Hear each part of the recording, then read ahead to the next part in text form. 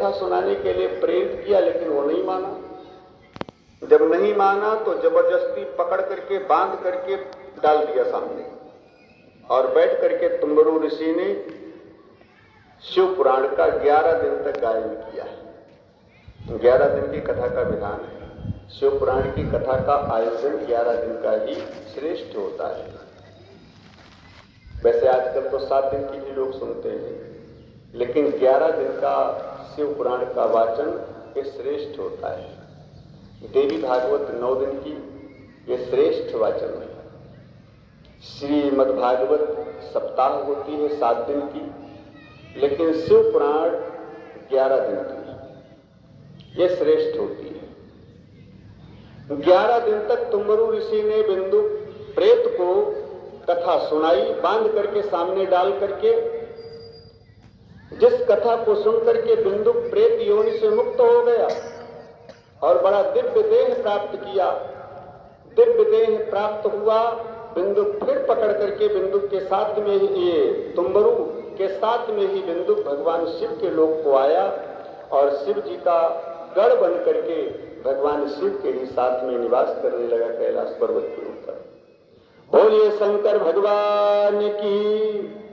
शिव जी के साथ में ही निवास करने लगा। चंचुला माता पार्वती जी की सेवा में सखी बन करके इनकी, और भगवान शिव का गढ़ बन करके बिंदु शिव जी के साथ में आनंद करने लगे। पति पत्नी दोनों जीवन मरण से मुक्त हो गए, संसार सागर से पार हो गए।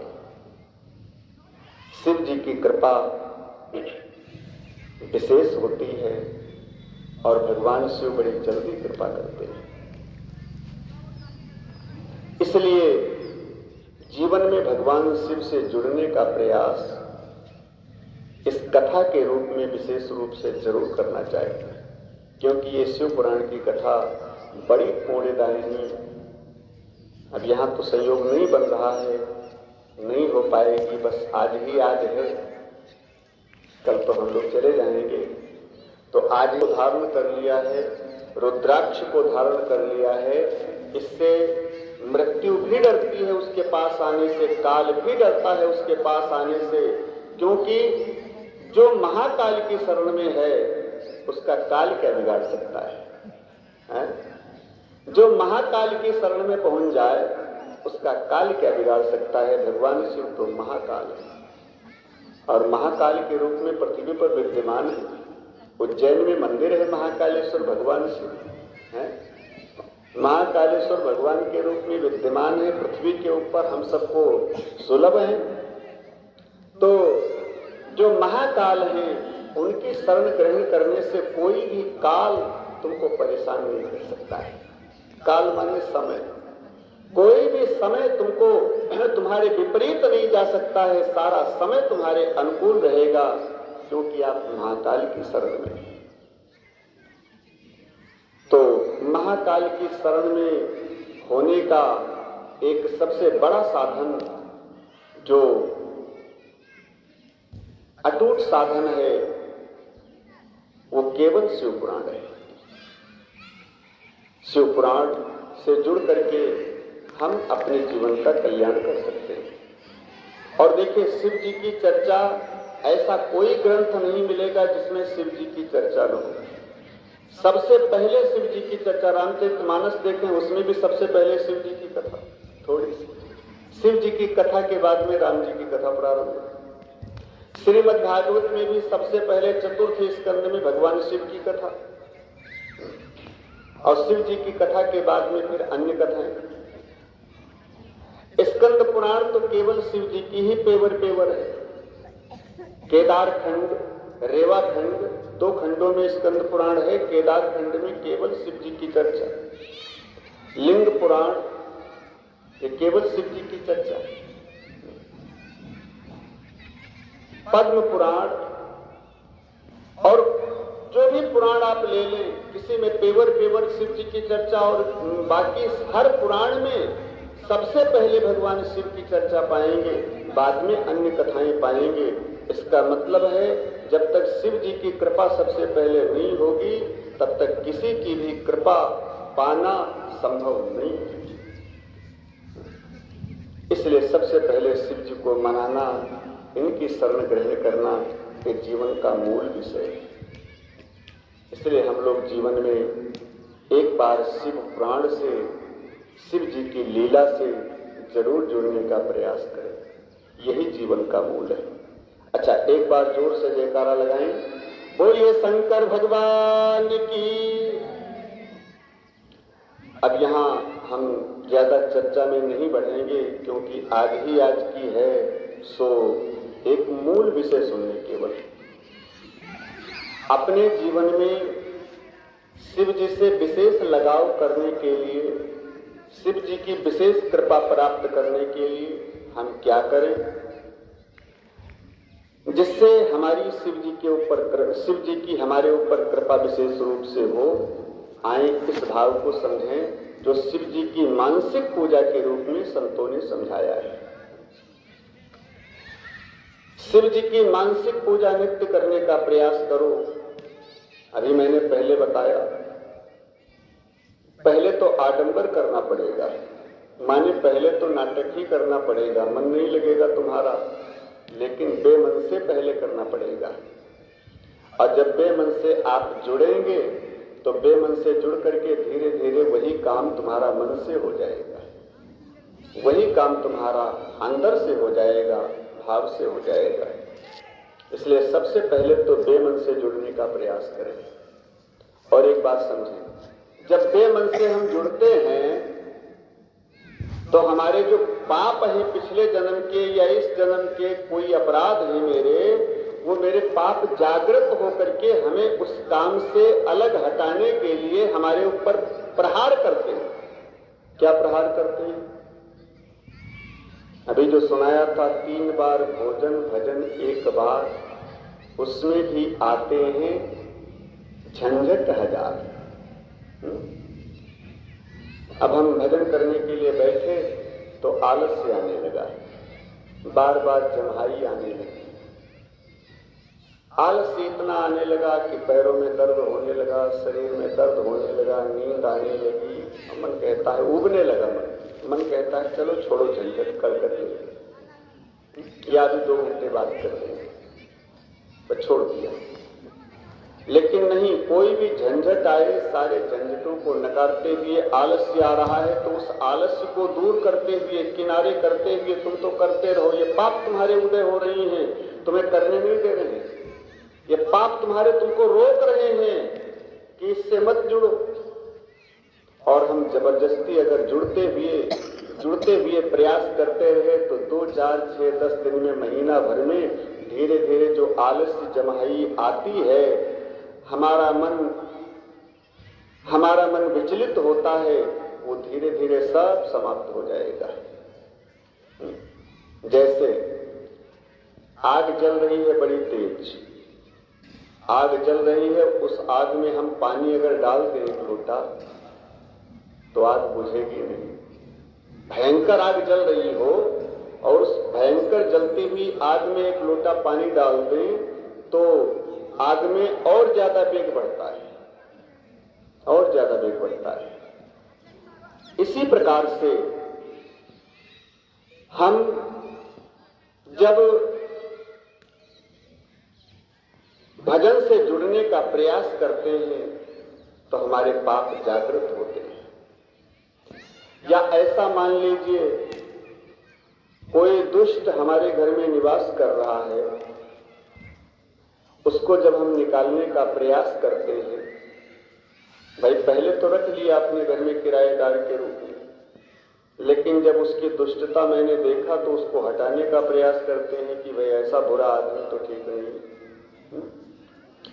अब वो हट नहीं रहा है, बुरा आदमी है, हटेगा कैसे?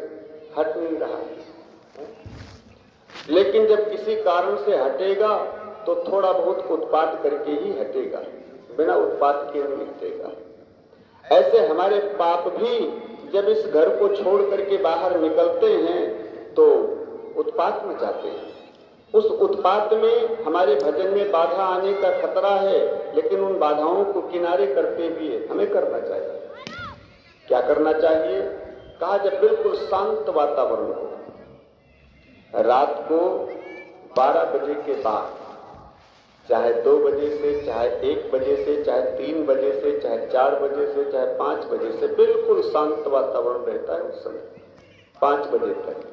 5 बजे के बाद फिर कोलाहल शुरू, क्योंकि सांसारिक जब जाग जाते हैं, पूरे संसार वाले जाग जाते हैं, तो अपना बातचीत हल्ला गुल्ला शुरू होता है, तो वो ध्वनि, वो वातावरण थोड़ा शांत नहीं रहता, अशांत हो जाता है। लेकिन 12 बजे रात से लेकर के 5 बजे तक का समय बिल्कुल शांत वातावरण रहता है, एकदम प्रकृति शांत रहती है। उस समय हमारा मन भी शांत रहता है। तो 12 बजे के बाद, चाहे 1 बजे से, 2 बजे से, 3 बजे से, 4 बजे से, 5 बजे से, जब भी आपको समय मिले, हमारी शिवपुराण कहती है नहाने धोने की जरूरत नहीं है। मान लीजिए ठंड के महीने में भी कर रहे हो तो नहाने को मन नहीं करेगा हमारा 4 बजे 3 बजे है, सो नहाने की जरूरत नहीं है। ये प्रतिबंध कोई पूजा पाठ में नहीं है।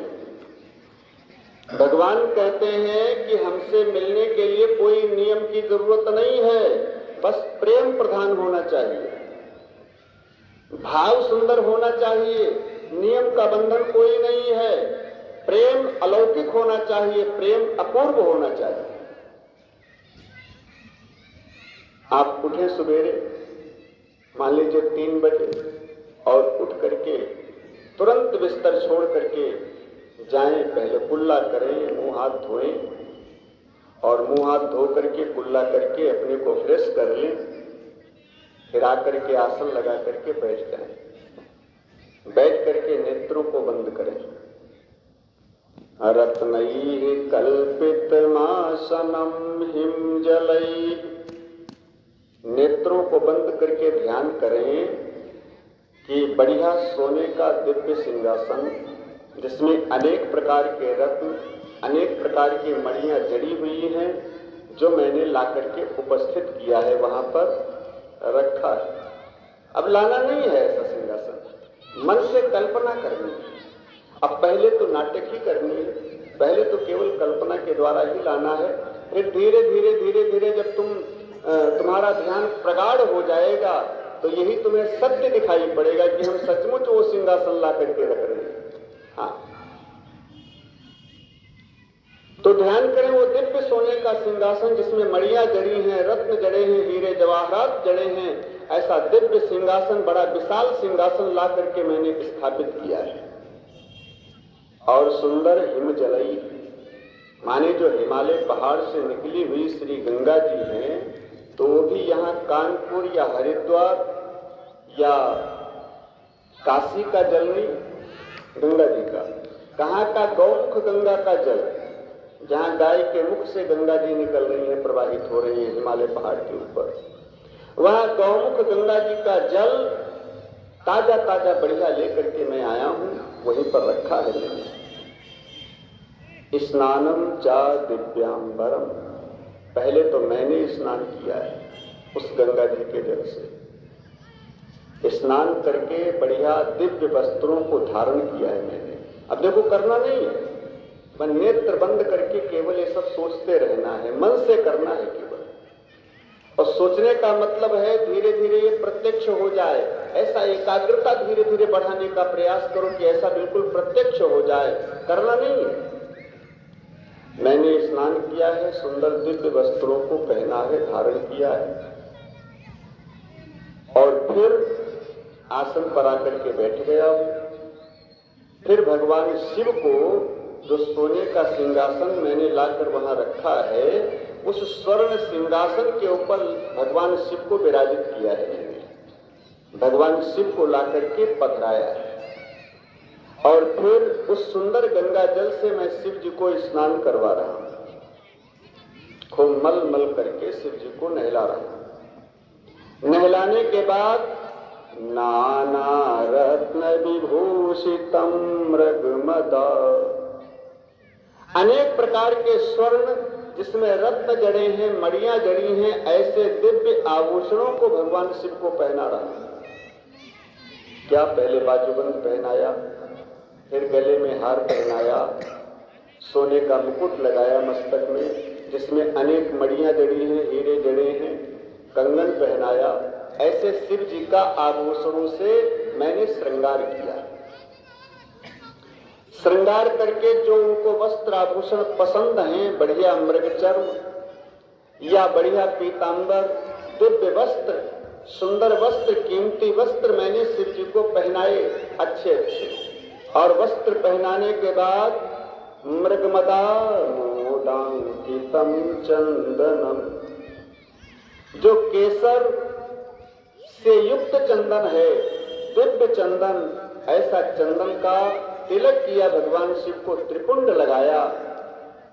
इसके बाद जाति चंपक बिल्व पत्र रचितम, इसके बाद मंदार, चंपा, चमेली, कमल, अनेक प्रकार के सुगंधित सुगंधित पुष्पों को ला करके शिव जी के सामने रखा और फिर शिव जी को चढ़ाया।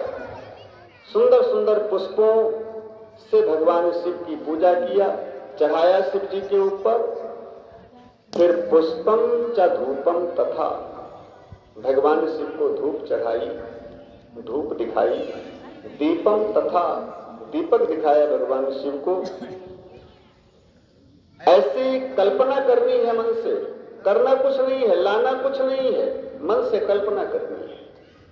अभी धीरे धीरे पहले तो नाटक करना है, बाद में धीरे धीरे तुम्हारा ये सत्य हो जाएगा। जब तुम्हारा मन जितने प्रगाढ़ होगा, जितने एकाग्र होगा, उतने धीरे धीरे सत्य होता जाएगा।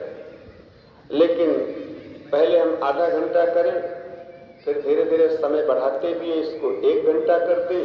आज आधा घंटा किया, कल 31 मिनट किया, परसों 32 मिनट किया, नरसों 33 मिनट किया। 1-1 मिनट का समय बढ़ाते बढ़ाते बढ़ाते बढ़ाते धीरे धीरे 1 घंटा, धीरे धीरे 3 घंटा। फिर जितना ही मेरा ध्यान प्रगाढ़ हो जाए उतने हम करना शुरू करें। तो ऐसे 1-1 मिनट का समय बढ़ाते हुए धीरे धीरे मानसिक कल्पना के द्वारा हम इस मानसिक पूजा को करें। फिर क्या करें? जिस प्रसाद में, जिस भोजन में दूध, घी, खोया मिश्रित, और मिश्रित नहीं, पेवर इसी का घी और दूध खोए का ही जो बना हुआ मिष्ठान और भोजन है, खीर वगैरह, वो ला करके मैंने शिव जी के सामने रखा और इनका भोग लगाया प्रेम से, पाव को। और शिव जी अपने हाथों से खा रहे। ऐसी हम मन से कल्पना करें, धीरे धीरे प्रत्यक्ष हो जाएगा कि शिव जी खा रहे हैं, ऐसा हमको दिखाई पड़ेगा है? लेकिन पहले तो कल्पना ही करनी पड़ेगी, पहले तो केवल सोचना ही पड़ेगा। सो हम कल्पना करें कि शिव जी उस खीर का, मिष्ठान्न का जो मैंने रखा है सामने, उसका भोग लगा रहे हैं, खा रहे हैं। सौवर्णी नवरत्न खंड रचिते पात्रे घृतम पायसम, सोने के पात्र में ला करके मिष्ठान और खीर मैंने शिव जी के सामने रखी। उस सोने के पात्र में शिव जी भोग लगा रहे हैं। जब मन से ही करना है तो स्टील का बर्तन क्यों लाओ? जब मन से ही कल्पना करनी है तो मिट्टी का बर्तन क्यों लाओ? खरीदने तो जाना नहीं है, न व्यवस्था करनी है, मन से ही करना है। तो मन से बढ़िया कीमती चीज, जो दुर्लभ चीज है, उसको ला करके रखो सामने परमात्मा के लिए। फिर इसके बाद भक्ष्यम पंचविधम पयोदधियुतम, भगवान शिव उसको भक्ष्य माने भोग लगा रहे हैं, खा रहे हैं, प्रेम से खा रहे हैं, मुस्कुरा मुस्कुरा करके खा रहे हैं, चबा करके खा रहे हैं, मुंह भी चल रहा है शिव जी का, हाथों से उठा करके खा रहे हैं, ये सब हम देख रहे हैं। ऐसा हमारा प्रत्यक्ष होना चाहिए धीरे धीरे, लेकिन पहले तो कल्पना ही करनी है। इसके बाद साका नामयुतम जलम रुचिकरम कर्पूर खंडोज्वलम, इसके बाद कपूर की आरती जला करके भगवान शिव की आरती उतारो प्रेम से। सोने के थाल में कपूर की आरती जला करके भगवान शिव की प्रेम से आरती उतारो। तांबूलम मनसा मया विरचितम भक्त्या प्रभो स्वीकुरु, पान सुपारी लौंग इत्यादि भगवान शिव को बीड़ा खिलाओ, पान खिलाओ, तांबूल समर्पित करो। और जब शिव जी पान खा ले, ग्रहण कर ले, हाथ जोड़ करके निवेदन करो, प्रभु जो कुछ भी मैं निवेदित कर रहा हूं इसे आप प्रेम से स्वीकार करें। इस मन से करना है। हाँ। अब नेत्र बंद करके बैठे हो आसन पर, करना कुछ नहीं है, हो सब रहा है। सोचते रहो, कल्पना करते रहो, वो सब हो रहा है। मन कहीं भाग जाए तो उसको फिर पकड़ करके खींच करके लाओ यहीं पर और उसको बैठा लो यहीं पर। जहां मन रहेगा वहीं पर तुम्हारा ध्यान केंद्रित रहेगा। इसके बाद में छत्रम चामरयो युगम व्यजनकम चादर्शकम निर्मलम। भगवान शिव के ऊपर मैंने सोने का छत्र लगा दिया है, बढ़िया चमर लेकर के हाथ में डुला रहा हूं, शिव जी को हवा कर रहा हूं। ये सब मन से ही कल्पना करनी। शिव जी को चमर डुला करके इनको हवा कर रहा हूं, इनकी मक्खी भगा रहा हूं, या शिव जी की गर्मी को दूर कर रहा हूं, ऐसा भाव करें। इसके बाद बीड़ा भेरी मृदंग ताहल कला गीतम च नृत्यम तथा। अनेक प्रकार के बीड़ा, मृदंग, सहनाई, ढप, झांझ इत्यादि बाजे भी बज रहे हैं। ऐसा पहले तो नाटक करना पड़ेगा, धीरे धीरे तुम्हें प्रत्यक्ष बाजा सुनाई पड़ेंगे, मानसिक पूजा में सुनाई पड़ेंगे, जोर जोर से बजते हुए सुनाई पड़ेंगे। लेकिन पहले कल्पना करनी, पहले तो उस भाव पर टिकना है तुमको जबरदस्ती। तो ये सब बाजे बज रहे हैं, ऐसी कल्पना करो और उन बाजों में बड़ा मधुर संगीत हो रहा है। उस मधुर संगीत में हम नृत्य कर रहे हैं, झूम रहे हैं, भगवान शिव के सामने नाच गा रहे हैं। गीतम च नृत्यम तथा, गीत गा रहे हैं उसी संगीत पर और नृत्य कर रहे हैं। भगवान के सामने नृत्य करने का तो अलग ही प्रभाव है।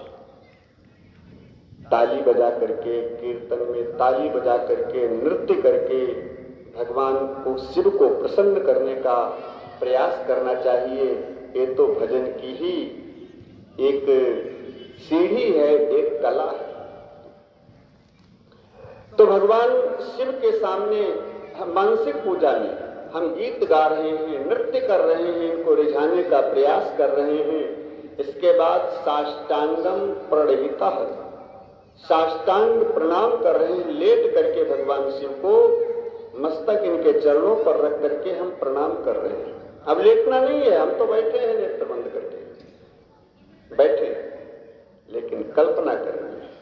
लेट करके हम प्रणाम कर रहे हैं, सिर चरणों में रखा हुआ है भगवान शिव के और हम साष्टांग प्रणाम कर रहे हैं। स्तुति बहुविधा, अनेक प्रकार से स्तुति कर रहे हैं भगवान शिव की। और फिर संकल्प करो, स्तुति करने के बाद संकल्प करो कि प्रभु जो कुछ मैंने पूजा किया है, इतनी देर आपकी, ये सारी पूजा का फल आपके चरणों में समर्पित है। उस फल को अपने पास मत रखो। क्यों? पैसा जितना भी घर में आए उतना पैसा अपने पास अगर रखोगे तो गिर भी सकता है कहीं रास्ते में, या चोरी भी हो सकता है, या कोई बेईमानी करके जबरदस्ती छीन भी सकता है, ले भी सकता है। लेकिन जो पैसा लेकर घर में आओ उसे तुरंत अकाउंट में डाल दो, बैंक में डाल दो, तो सारे खतरा छूट जाएंगे, साफ हो जाएंगे, कोई खतरा नहीं रह जाएगा। फिर तो बैंक जिम्मेदार, हमसे क्या मतलब। तो इसलिए जो भी तुमने पूजा किया है अपने पास रखोगे अगर, तो उस पूजा का फल तुम्हारे पाप कर्मों के द्वारा कभी नष्ट हो सकता है। इसलिए उसको अपने पास मत रखो, जो भी फल मिले अकाउंट में जमा कर दो। इस अकाउंट में जिसकी पूजा किया है उसी की बैंक में डाल दो, पूजा का फल उसी को समर्पित कर दो। क्या होता है, इसका इंटरेस्ट भी मिलता है, ब्याज भी मिलता है। हाँ। अरे बैंक में जो डिपॉजिट करोगे तो बैंक उसका ब्याज भी देगी तुमको, जितना परसेंट उसका निश्चित होगा। लेकिन भगवान तो कहते हैं कि हमारे यहाँ ब्याज परसेंट के हिसाब से नहीं मिलता है, जितना जमा किया है उसका 2 गुना तुम्हें मिलेगा। 1 रुपये जमा किया है तो जब निकालोगे उस 1 रुपये को तब 2 रुपये मिलेंगे, 2 ना मिलेगा। इसलिए भगवान के यहाँ तो 50% ब्याज मिलता है, 50 नहीं 100%, जितना दिया है उतने ब्याज मिलेगा।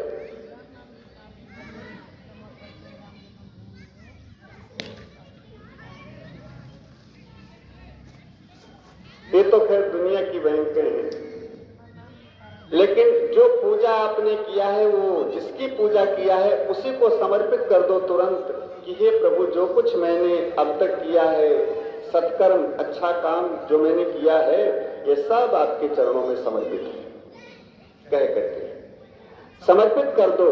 तो ये मानसिक पूजा का भी जो फल है, भाव है, ये सारा फल भगवान शिव के चरणों में समर्पित कर दो। और समर्पित करने के बाद फिर अपने ध्यान को तोड़ो और ध्यान को तोड़ करके अपने गृहस्थी के कार्य में लग जाओ। इस मानसिक पूजा को नित्य पहले आधा घंटा करने का प्रयास करो प्रारंभ में, और धीरे धीरे 1 मिनट 1 मिनट बढ़ाते बढ़ाते 1 घंटा, 1.5 घंटा, 2 घंटा, जो भी बढ़ जाए, प्रभु की इच्छा उतना। ये सबसे श्रेष्ठ पूजा है। और इस मानसिक पूजा में क्या होता है, तुम्हारा मन एकाग्र होता है। ये मन से पूजा होती है, बेमन से पूजा नहीं होती है। इसमें किसी भी प्रकार का अनर्गल विचार नहीं आता है। ये मानसिक पूजा सबसे श्रेष्ठ पूजा बताई गई है। खर्चा 1 नया पैसा होना नहीं है, सामान कुछ लानी नहीं है, और पूजा विधि विधान से हो जाएगी। और जो अमूल्य वस्तुएं हैं, उन वस्तुओं को जो कभी आपको देखने को नहीं मिलेगी, उन वस्तुओं की कल्पना करके आप भगवान को समर्पित भी कर सकते हैं। इसलिए सबसे श्रेष्ठ पूजा मानसिक पूजा शास्त्रों ने बताई है, शिव पुराण ने बताई है। ये शिव पुराण का सार है जो बता रहा हूं, कथा कहने का तो समय नहीं है। और देखिए, भक्तों के लिए तो एक विशेष भाव होता है। कहते हैं कि आत्मा तुम गिरिजा मति सहचरा। हमारी जो आत्मा है ये भगवान शिव है। आत्मा हमारी भगवान शिव है, और गिरिजा मति जो हमारी बुद्धि है ये माता पार्वती है। बुद्धि भगवान को समर्पित कर दिया जाए, यही हमारे जीवन की श्रेष्ठता है। बुद्धि भगवान के चरणों में लग जाए, बुद्धि भगवान के चरणों की दासी बन जाए, यही जीवन की श्रेष्ठता है। तो इस बुद्धि को क्या बनाओ, कहा माता पार्वती। बुद्धि हमारी माता पार्वती है, हमारी आत्मा भगवान शिव है। शिव और बुद्धि माने शिव और पार्वती दोनों एक है, अभिन्न अंग है। इसलिए हमारी बुद्धि पार्वती, भगवान शिव आत्मा, गिरजामति सहचराः प्राणाः शरीरम ग्रहम। हमारे जो प्राण हैं, ये प्राण भगवान शिव के सहचर हैं, माने गढ़ है, साथी। शरीरम ग्रहम, जो ये शरीर है हमारा, ये घर है भगवान शंकर के और माता पार्वती के रहने का, ये मकान है। ऐसी भावना करनी चाहिए, भक्तों के भाव है। हमारा शरीर भगवान शिव का, माता पार्वती के रहने का मकान है। पूजा ते विषयों को भोग रचना, जो विषय वासना का हम भोग करते हैं, जो गृहस्थी के हम काम करते हैं, ये सब भगवान शिव की पूजा है। निद्रा समाधि स्थिता, जो सो जाता हूं, ये समाधि है, ये भगवान शंकर की समाधि है। संचारा पदयोः प्रदक्षिण विधि, जो चलता फिरता रहता हूं दिन भर, इधर से उधर, उधर से इधर घूमता रहता हूं, ये भगवान शिव की प्रदक्षिणा है। ये प्रदक्षिणा करता हूं, क्योंकि शिव केवल एक जगह पर ही स्थित नहीं है कि इसी मंदिर में शिव जी बैठे हैं, वहां नहीं है। जब पूरा संसार, सारा ब्रह्मांड ही उनका शरीर है, तो जहां भी हम घूम रहे हैं वो सब उन्हीं की परिक्रमा हो रही है। इसलिए जो घूमता हूं पैरों से वो आपकी प्रदक्षिणा है। स्तोत्राणि सर्वा गिरु